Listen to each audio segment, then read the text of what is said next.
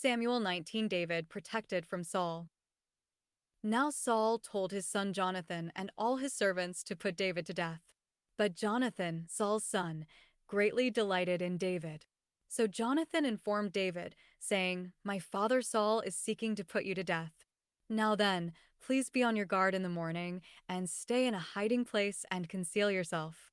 And as for me, I will go out and stand beside my father in the field where you are hiding, and I will speak with my father about you, and whatever I find out, I will tell you." Then Jonathan spoke well of David to his father Saul and said to him, "May the king not sin against his servant David, since he has not sinned against you, and since his deeds have been very beneficial to you. For he took his life in his hand and struck the Philistine, and the Lord brought about a great victory for all Israel. You saw it and rejoiced. Why then would you sin against innocent blood by putting David to death for no reason?" Saul listened to the voice of Jonathan, and Saul vowed, "As the Lord lives, David shall not be put to death." Then Jonathan called David, and Jonathan told him all these words. And Jonathan brought David to Saul, and he was in his presence as before. When there was war again, David went out and fought the Philistines and defeated them with great slaughter, so that they fled from him. Now there was an evil spirit from the Lord on Saul, as he was sitting in his house with his spear in his hand, and David was playing the harp with his hand. And Saul tried to pin David to the wall with the spear, but he escaped from Saul's presence, so that he stuck the spear into the wall. And David fled and escaped that night. Then Saul sent messengers to David's house to watch him, in order to put him to death in the morning. But Michal, David's wife, informed him, saying, "If you do not save your life tonight, tomorrow you will be put to death." So Michal let David down through a window, and he went and fled and escaped. And Michal took the household idol and laid it on the bed, and put a quilt of goat's hair at its head, and covered it with clothing. When Saul sent messengers to take David, she said, "He is sick." Then Saul sent messengers to see David, saying, "Bring him up to me on his bed, so that I may put him to death."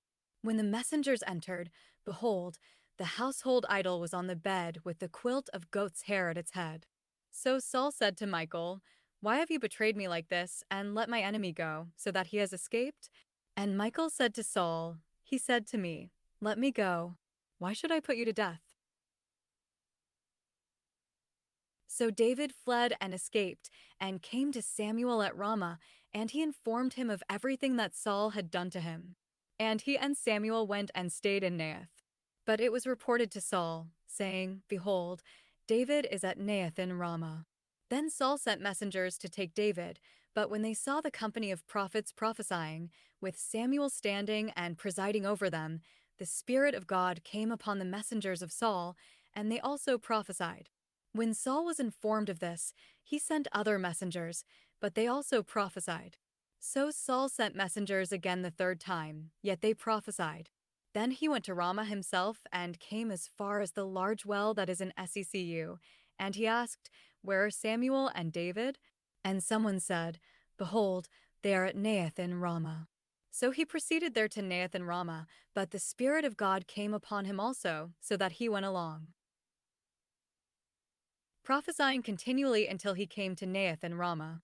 He also stripped off his clothes, and he too prophesied before Samuel and lay down naked all that day and all night. Therefore they say, "Is Saul also among the prophets?" 1 Samuel 20. David and Jonathan's covenant. Then David fled from Naioth in Ramah, and he came and said to Jonathan, "What have I done? What is my guilt? And what is my sin before your father, that he is seeking my life?" He said to him, "Far from it, you shall not die. Behold, my father does nothing either great or small without informing me. So why would my father hide this thing from me? It is not so." Yet David vowed again, saying, "Your father is well aware that I have found favor in your sight, and he has said, 'Jonathan is not to know this, otherwise he will be worried.' But indeed, as the Lord lives and as your soul lives, there is just a step between me and death." Then Jonathan said to David, "Whatever you say, I will do for you." So David said to Jonathan, "Behold, tomorrow is the new moon, and I am obligated to sit down to eat with the king. But let me go so that I may hide myself in the field until the third evening. If your father misses me at all, then say, 'David earnestly requested leave of me to run to Bethlehem, his city, because it is the yearly sacrifice there for the whole family.' If he says, 'That is good,' your servant will be safe. But if he is very angry, be aware that he has decided on evil. So deal kindly with your servant, for you have brought your servant into a covenant of the Lord with you. But if I am guilty of wrongdoing, kill me yourself, for why then should you bring me to your father?" Jonathan said, "Far be it from you. For if I in fact learn that my father has decided to inflict harm on you, would I not inform you?" Then David said to Jonathan, "Who will inform me if your father answers you harshly?" Jonathan said to David, "Come, and let's go out to the field." So both of them went out to the field. Then Jonathan said to David, "The Lord, the God of Israel, is my witness. When I have sounded out my father about this time tomorrow or the third day, behold, if he has a good feeling toward you, shall I not then send word to you and inform you?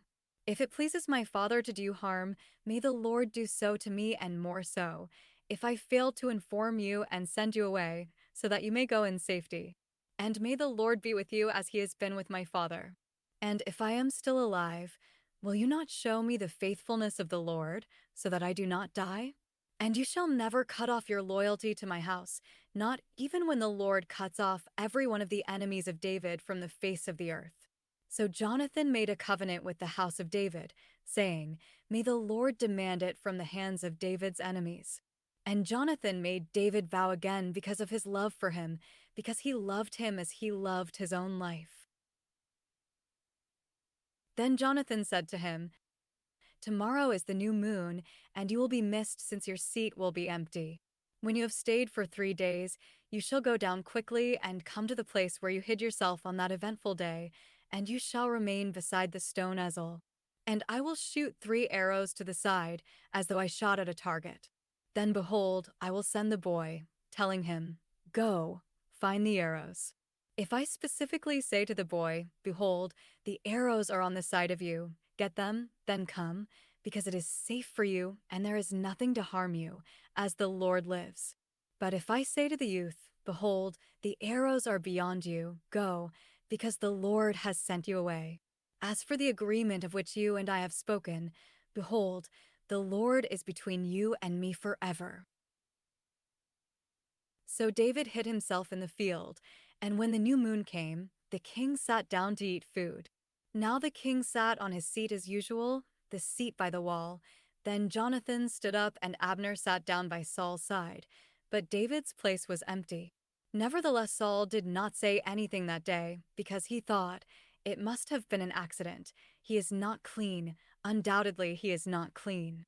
But it came about the next day, the second day of the new moon, that David's place was empty again.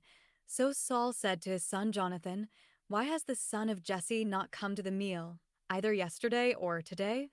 And Jonathan answered Saul, "David earnestly requested leave of me to go to Bethlehem. He said, 'Please let me go, because our family has a sacrifice in the city, and my brother has ordered me to attend. So now, if I have found favor in your sight, please let me slip away so that I may see my brothers.' For this reason he has not come to the king's table." Saul is angry with Jonathan. Then Saul's anger burned against Jonathan, and he said to him, "You son of a perverse, rebellious woman. Do I not know that you are choosing the son of Jesse to your own shame, and to the shame of your mother's nakedness? For, as long as the son of Jesse lives on the earth, neither you nor your kingdom will be established. Now then, send men and bring him to me, for he is doomed to die." But Jonathan replied to his father Saul and said to him, "Why must he be put to death? What has he done?" Then Saul hurled his spear at him to strike and kill him, so Jonathan knew that his father had decided to put David to death. Then Jonathan got up from the table in the heat of anger and did not eat food on the second day of the new moon, because he was worried about David since his father had insulted him. Now it came about in the morning that Jonathan went out to the field at the time agreed upon with David, and a little boy was with him. He said to his boy, "Run, find now the arrows which I am about to shoot." The boy ran, and he shot an arrow past him. When the boy reached the location of the arrow which Jonathan had shot, Jonathan called after the boy and said, "Is the arrow not beyond you?" Then Jonathan called after the boy, "Hurry, be quick, do not stay." And Jonathan's boy picked up the arrow and came to his master. But the boy was not aware of anything, only Jonathan and David knew about the matter. Then Jonathan gave his weapons to his boy and said to him, "Go, bring them to the city."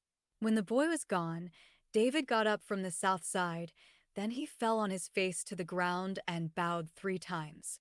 And they kissed each other and wept together until David wept immeasurably. Then Jonathan said to David, "Go in safety, since we have sworn to each other in the name of the Lord, saying, 'The Lord will be between me and you, and between my descendants and your descendants forever.'" So David set out and went on his way, while Jonathan went into the city. 1 Samuel 21. David takes consecrated bread. Then David came to Nob, to Ahimelech the priest, and Ahimelech came trembling to meet David, and said to him, "Why are you alone, and no one with you?" David said to Ahimelech the priest, "The king has commissioned me with a matter, and has said to me, 'No one is to know anything about the matter on which I am sending you, and with which I have commissioned you, and I have directed the young men to a certain place. Now then, what do you have on hand? Give me 5 loaves of bread, or whatever can be found." The priest answered David and said, "There is no ordinary bread on hand, but there is consecrated bread, if only the young men have kept themselves from women." David answered the priest and said to him, "Be assured, women have been denied to us as previously when I left, and the bodies of the young men were consecrated, though it was an ordinary journey. How much more then? Will their bodies be consecrated today?" So the priest gave him consecrated bread, for there was no bread there except the bread of the presence, which was removed from its place before the Lord, in order to put hot bread in its place on the day it was taken away. Now one of the servants of Saul was there that day, detained before the Lord, and his name was Doeg the Edomite, the chief of Saul's shepherds. David said to Ahimelech, "Now is there no spear or sword on hand? For I brought neither my sword nor my weapons with me, because the king's matter was urgent." Then the priest said, "The sword of Goliath, the Philistine, whom you killed in the valley of Elah. Behold, it is wrapped in a cloth behind the ephod. If you would take it for yourself, take it, for there is no other except it here." And David said, "There is none like it. Give it to me." Then David set out and fled that day from Saul, and went to Achish king of Gath. But the servants of Achish said to him, "Is this not David, the king of the land?